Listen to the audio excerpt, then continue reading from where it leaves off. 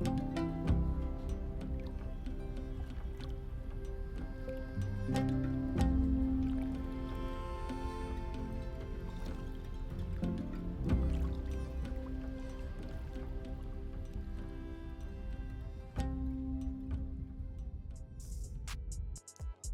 back to another edition of How I Got the Shot. Today we're going to be featuring the fashion editorial / birthday shoot for one of my favorite models, MUAs.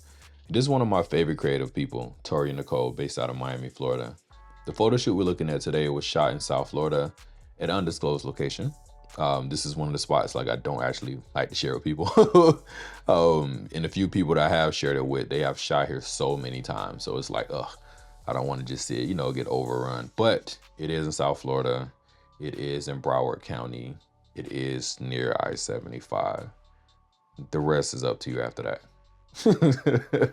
I don't gatekeep, but maybe I sidewalk keep, whatever.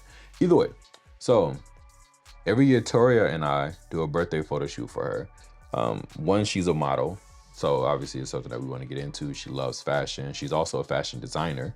I actually went to school for it. So like there's always this creative push to do something different on her birthday or for her birthday. So we were talking about concepts and we both knew like, hey, we want to do something a little more editorial than usual. We want to go on location instead of doing in studio because we've done a lot of studio work, but it's been a while since we shot on location and like really put some thought into it. And so Toria really developed the initial concept of using the chair, using the backdrop, using this type of location. And so then I did my part as far as going into Pinterest and taking her idea and building upon it. While building the mood board, I wanted to make sure I put my influence on it. I wanted to make sure I show the kind of things that I've been drawn to lately, in addition to making sure I just keep in consideration the location, the time of day we'll be shooting, and what kind of lighting I wanted to make the editing part easier. So one of the biggest things I wanted to do was shoot either early morning or we shoot late in the afternoon. Now I know most people will say, yeah, that's because of golden hour, but for me, it had more to do with the direction of the sun than anything else. I didn't want the sun coming at her from directly on top or at like, just like a small angle off of zero, if you guys are making sense of that. I really wanted to be like literally coming from the side of her, based on how this location is set up. So it only works, the way that you've seen it. So in some of the video, you will see like there's a hard shadow coming to the left side of the screen. And that's because the sun is directly to her right. And as it's coming up over the horizon, it's getting more and more intense. It's part of why I chose to use the fabric background that we're using for one of the shots as essentially a scrim. So let me backtrack a little bit. If you guys see here, we had it set up directly behind her and the sun could just completely hit her, like, or at least, go on the side of her face. And I didn't want that. I wanted that sun to be a little bit softer, but I still wanted the intensity or I just wanted the actual sun to still hit her from the side. So we shifted the whole backdrop at an angle that allowed the sun to still come through, to come in soft and be the key light, and then use the reflect on the opposite side to build light back into her face. So that's what you guys are seeing here. I believe the fabric was just a sheet of some sort. Wasn't anything, too intricate.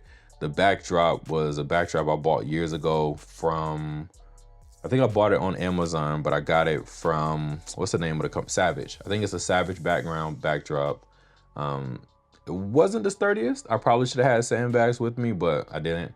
Luckily, it only fell over one time, which is right here. Boom. A little annoying, right? I was annoyed, but I knew it was possible. We just picked it up, put it back in place, and everything was good to go. The chair that she brought all the props and wardrobe and hair and makeup and herself. She handled all of that stuff. I was just more on the photography side of things. So we moved it over to the angle. We got the shots that we needed, as you can see as well. And you'll see this throughout the video. There's a lot of people taking BTS. We have multiple cameras going, multiple phones going, because in addition to us me being a photographer, her being a model, we both, care about getting good content. So we can use for Reels and we use for YouTube and any other place that we want to put footage. Being that Toria is an experienced model, posing her is super easy. She does a lot of stuff on her own, but she follows direction very well, so it's easy to direct her. Also, was extreme. I'm jumping around a little bit, but it was extremely hot. I cannot downplay that. We were sweating bad. As you can see here, Justina is trying to like actually give her some air with the reflector. I don't even know if it was helping. She had a little fan with her. I'm not sure if that was helping either, but it was hot. It was just so hot. There's a good chance we probably should have shot this in the evening, but also shooting in the morning meant that there was nobody there. There was like maybe, 2 or 3 people there who arrived, before sunrise to, exercise or just explore the area. But it was pretty much just us out there with no interruptions, which was great. Oh, and also when it comes to gear. So originally I wanted to use my strobes for this.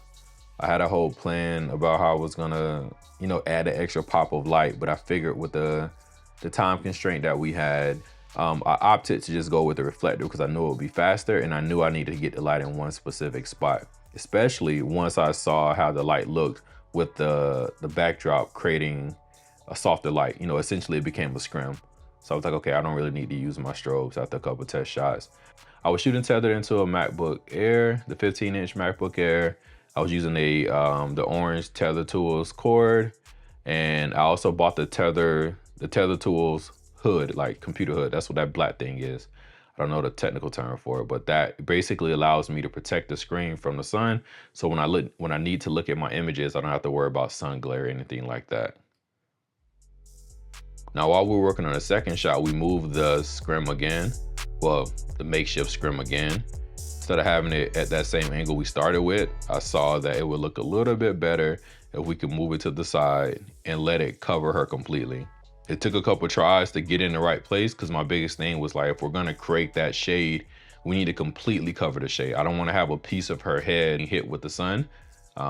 Just direct sun. I wanted everything to be in shade. So it took a couple of seconds to kind of adjust the makeshift scrim, and it worked out really well, as you guys can see. Now moving on to our third look. We have 4, but the heat and some malfunctions locked us in on just doing 3 looks. So we're moving on to this third look. I struggle with doing shots over the top.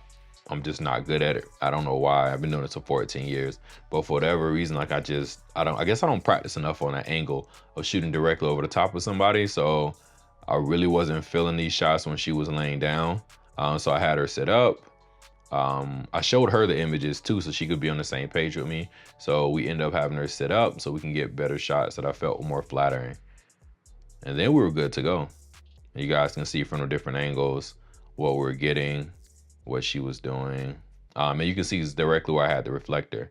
Now this one, the sun is hitting her dead on, but I have the reflector from the side because it creates just an additional sparkle that you can see when her eyes are open. And then we moved on to bringing her above me. I wanted to create these shots where it looked like she was just essentially floating in the sky or so high up that all you can see is just the little bit of plants on the ground, and then the rest of it was just the sky. So she went up here. We got our shots. It was so hot at this point. And we had water. We had things in place to help ourselves out, but the Florida heat is a Florida heat. Especially in the morning, man, it gets intense. You see this guy ride by on his bike. So she was on basically a pathway at this location that's like pretty much, I guess, limestone or some sort. Big Z. For these shots, I'd use just straight sunlight hitting her directly. I adjusted my camera settings, and I'll list all that, below, or what camera settings I was using, and that's how we got the shot.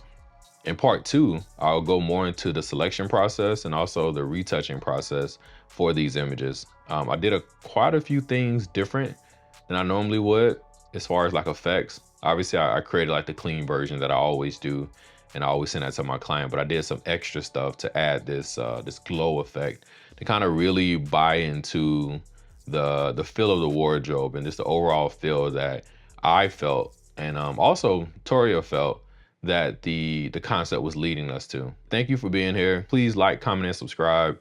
The more engagement I get, the better. And one, it tells the algorithm that my content is relevant, But two, it lets me know that you guys appreciate and that you're also getting something from it. I don't take, your comments or any of your feedback lightly. So please speak up and speak out. Part 2 will be coming soon. And don't forget, make sure you guys are creating for yourself. All right, peace.